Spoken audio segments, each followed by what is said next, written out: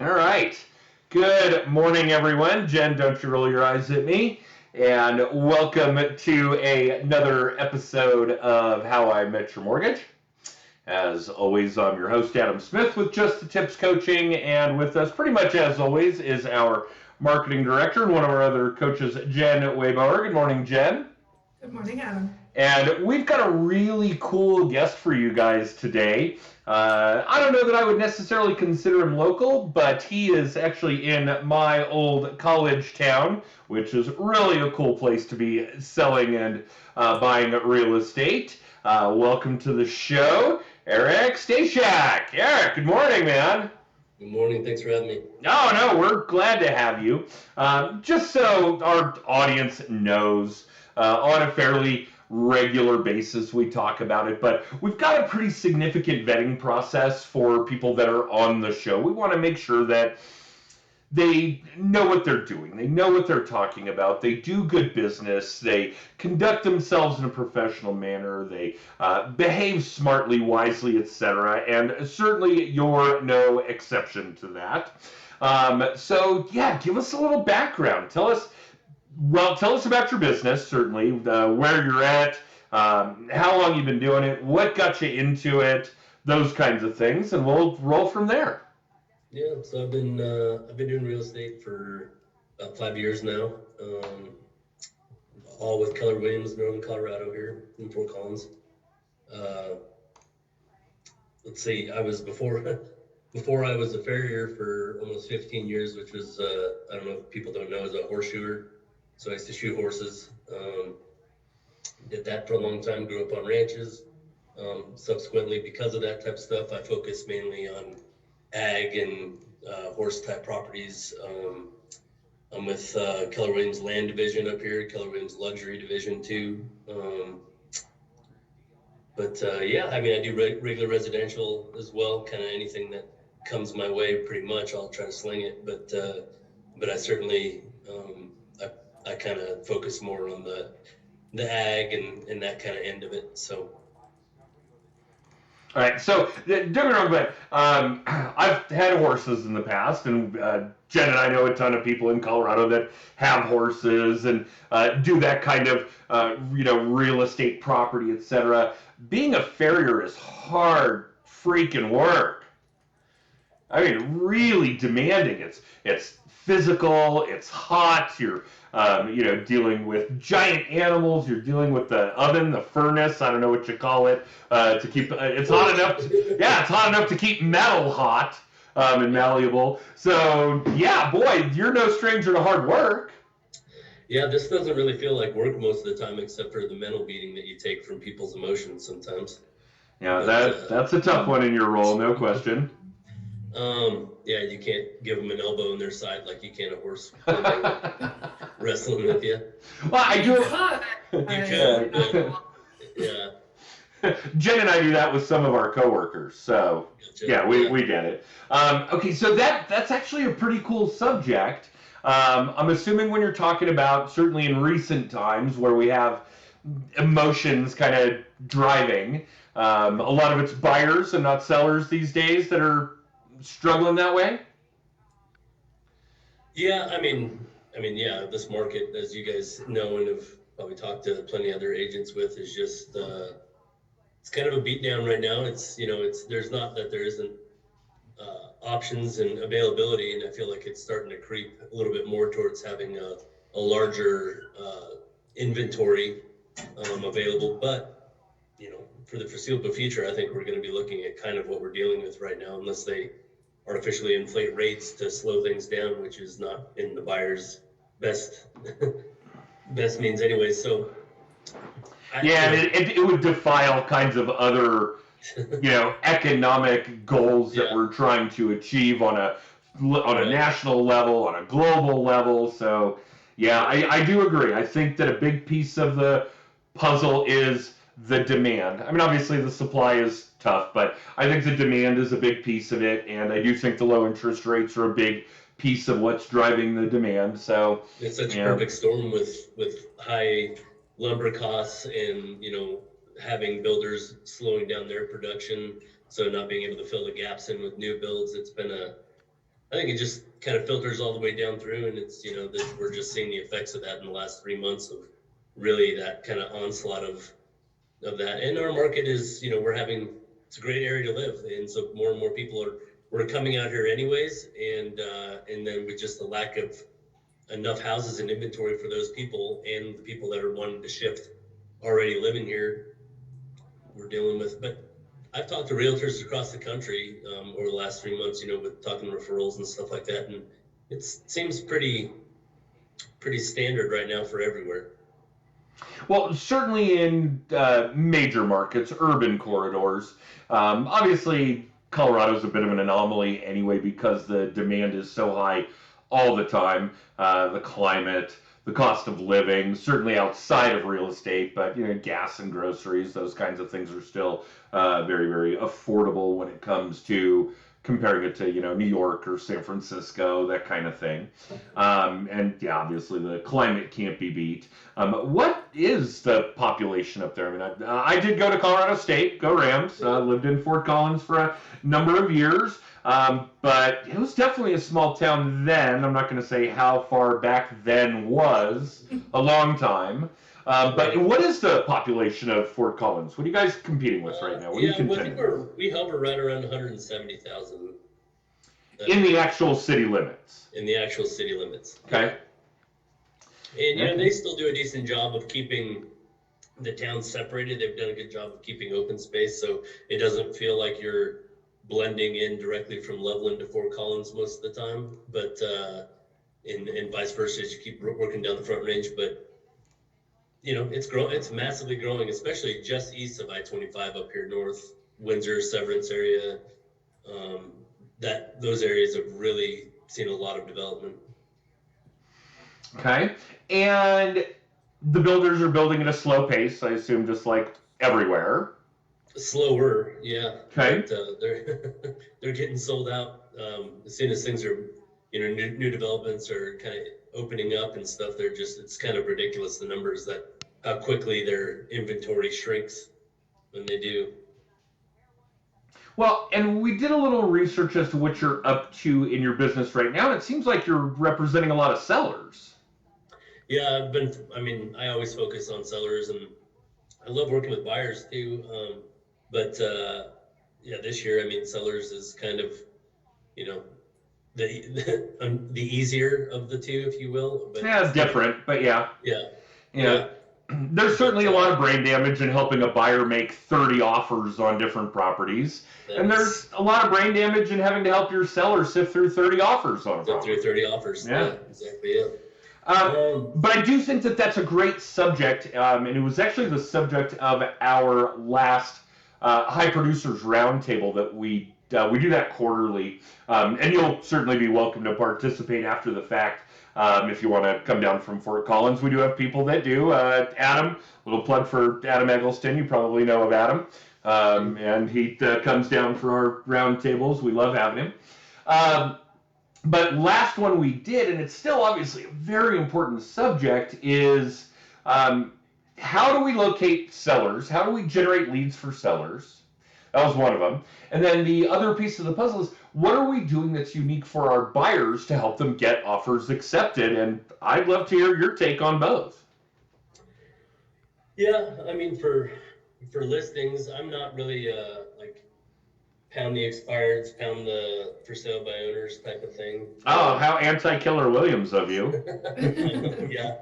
Right. I'm not I work my sphere. I've got a pretty big sphere, especially like horse community, that type of stuff up here. So, I stay in touch with those folks quite a bit. Take people out to lunches and dinners, and really a lot of my stuff is referrals. And then I do have a pretty decent Facebook presence, I guess, is on that. That was kind of a happy accident. I barely knew how to use email when I was shoeing horses, so I had to teach myself how to use a computer to do this job. But yeah, not shit you really need as a farrier. Agreed. Not super often. Right. No. Okay. So there are a couple of big points in there that I just want to highlight because just for what our audience is seeking out: contact management, work your database, stay in front of those people, manage and maintain your circle. and a good social media presence. Facebook in this case, although there are obviously a number of platforms. I think Jen and I prefer Facebook for the lead gen purposes. We do really well that way. But yeah, go on. Yeah. I mean, it's the same shit everybody tells you, right? Just if you know people and they already have a relationship with them, or you're forming one, just stay in front of them. I mean, that's been most of my stuff. If I have investors right now, certainly I've been reaching out to some of those folks, just talking to them about, the possibilities of capital gains changing in the future, cashing out. What does that look like for them?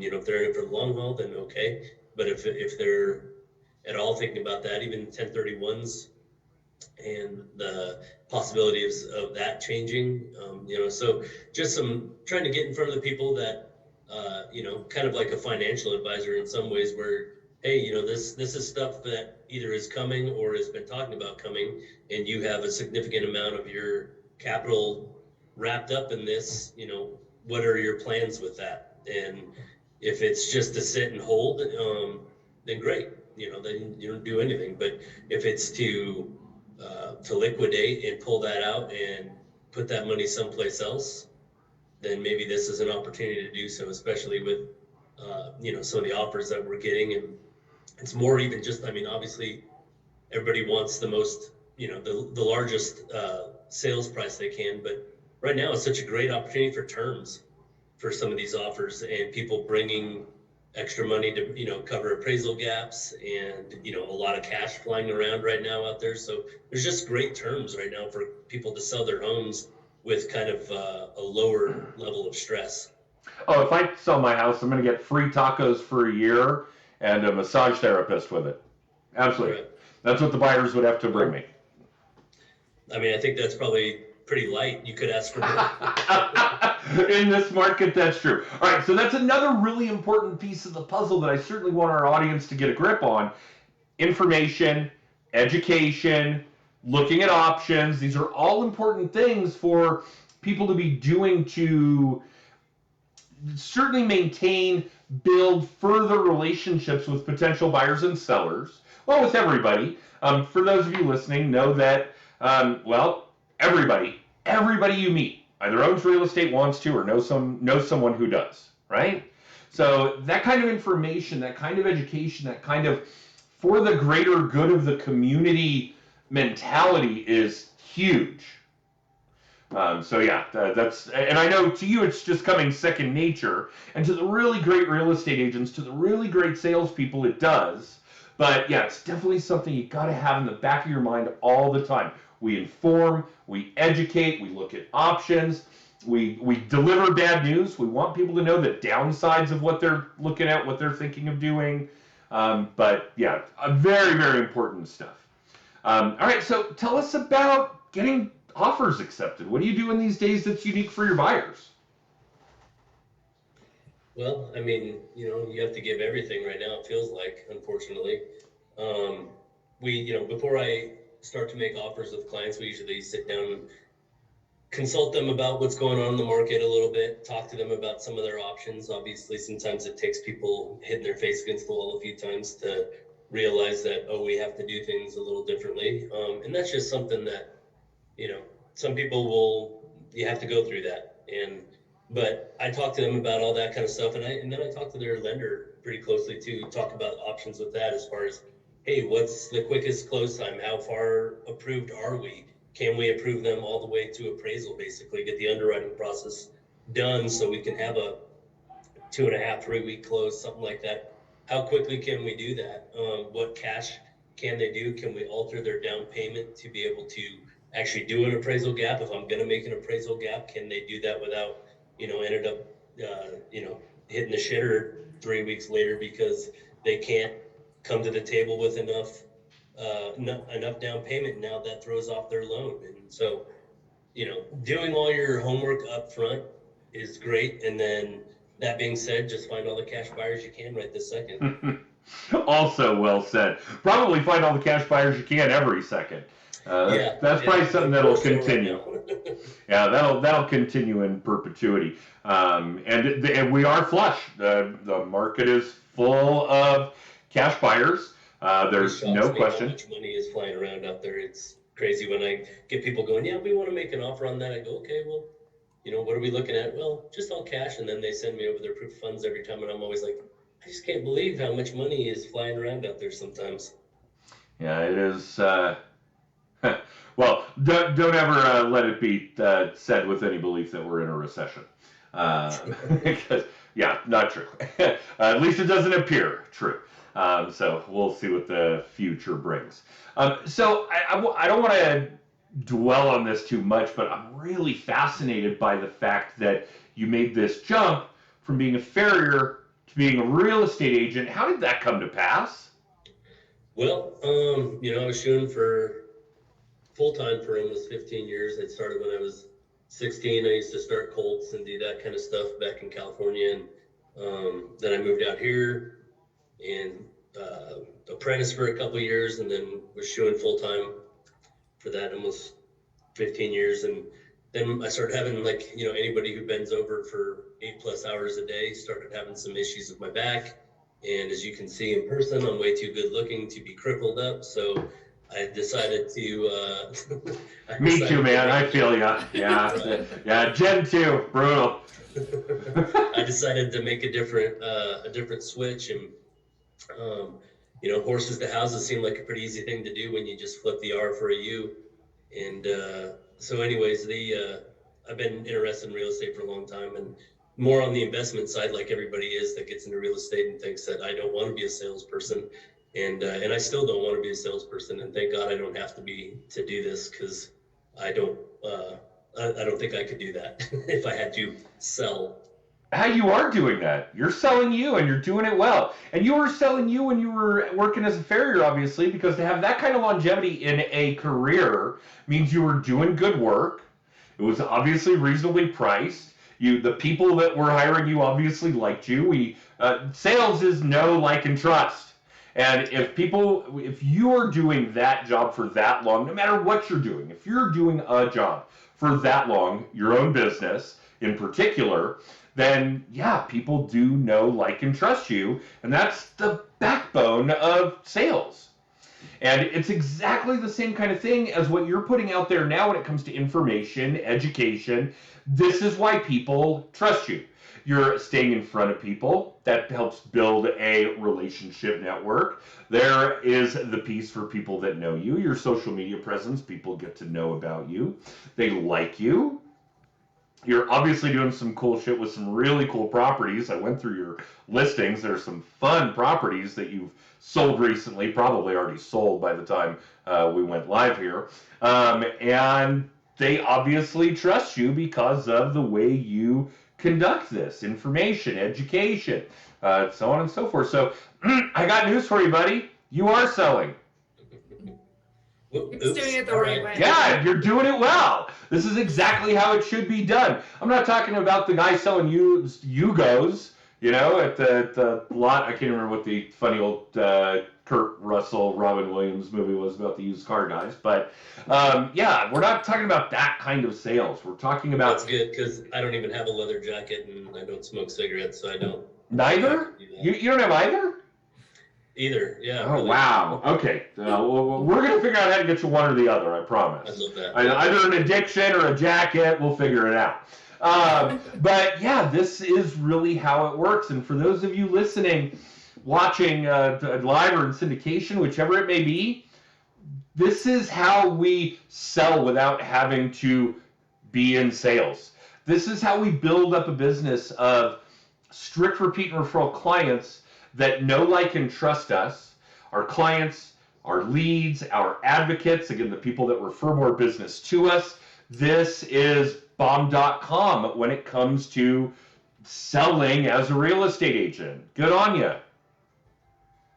Well, thanks. Yeah, Appreciate it. you're doing it right. You don't even know that you're in sales. You're killing it on both ends. That's perfect. I love it. Okay, so give us a little bit of a sneak peek as to what you think is going to be different in your business in the next year to 5. What's going to change when it comes to attracting more sellers, repping more buyers? What do you think's going to change in the real estate market, if anything? I think this chaos is going to go on for a while, but I'm just one man. My opinion, it may or may not be worth shit. So hit us with what you foresee. Hit us with your prognostication, my man. I do agree with you. I think we'll see that. I think if anything, over the next year, possibly if we, I don't think we're going to see a downturn of any kind. If anything, I think we just see a flattening and maybe some buyer fatigue from what's happened. But yeah, and then for just business, I mean, for me, it's going to sound pretty boring. I'm just going to keep doing what I'm doing and growing that every year. It's been growing more and more, and more people calling me, thank God, and for that. I don't have to pound the streets quite as hard, and but we have exciting things that are changing here at our market center, but it doesn't matter really where you are.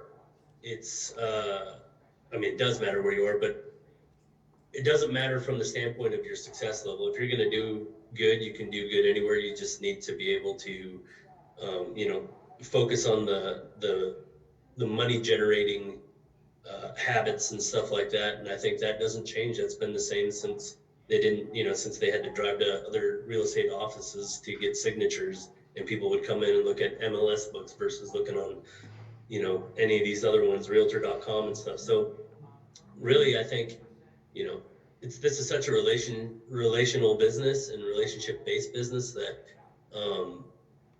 keeping that in front of it the whole time. I mean, that's just what I'm going to be doing, and hopefully that'll keep growing like it has been. And like I said, to me, that's the only way to build a business. It's a slower process, but when you hit about year 3, year 4, just like in my shoeing business, any business that I think anybody starts that does it that way and doesn't just try to rapidly buy and stuff. And I mean, there's process to that too, but I'm more of a slow build and then get to the part where you don't have to grind as hard. And that's kind of where I'm hoping to continue to keep going. And that's, staying in front of my people and treating them well. And I mean, it feeds itself. Yeah, I think we agree. I think slow, steady growth is far more favorable. And yeah, we certainly would like to think we've mimicked our business in that businesses in that way. But yeah, it has provided a significant longevity. I've actually been doing this longer than you were shoeing horses, as hard to believe as that is. But yeah, it goes by fast when it's a lot of fun to do, no question. And tell us about your support. Do you have any? Do you have a TC? Do you have an assistant? Are there agents working under you? But I find it hard to believe that you're doing all this all by yourself. Yeah, I just have a transaction coordinator, and that's it. Wow. So she's great. She stays on top of her stuff. I'm pretty detail oriented and kind of like anal, if you will, about that type of stuff. So I definitely need to. I like to be on top of my stuff, so it doesn't slip through the cracks too often. And when it does a little bit, she's right there. So it's been a good team. It's been good. I think if things continue to grow this year like they have the last couple of years, that I'm probably looking at getting at least a part-time assistant by the end of the year, and then maybe even a full-time next year if things continue. All right, well, I'd be remiss if I didn't say it to you and certainly to the rest of our audience, and Jen knows where I'm going. If you hired somebody at $20 an hour for 20 hours a week, $1,600 a month, you'd free up 80 hours of your time. Could you all find one more deal with an extra 80 hours? Yeah, I mean, you sure would pray you could. Yeah, and I'd be willing to bet no matter who you are, where you're listening, if you're in real estate, mortgages, high-end cars, insurance, financial planning, whatever, I'd be willing to bet that one more client pays you more than $1,600. You need an assistant, all of you, and certainly you. I can't believe you're doing as much as you're doing with just you and a TC. I'm impressed. I'm really impressed. But you must be working pretty hard. I'm thinking you're working a lot harder than you're letting on. I'm not. No, actually. Okay. Well, you know what? Your perception of it may be skewed after, 15 years as a farrier, because that's freaking hard. That's true. Yeah. Yeah, no question.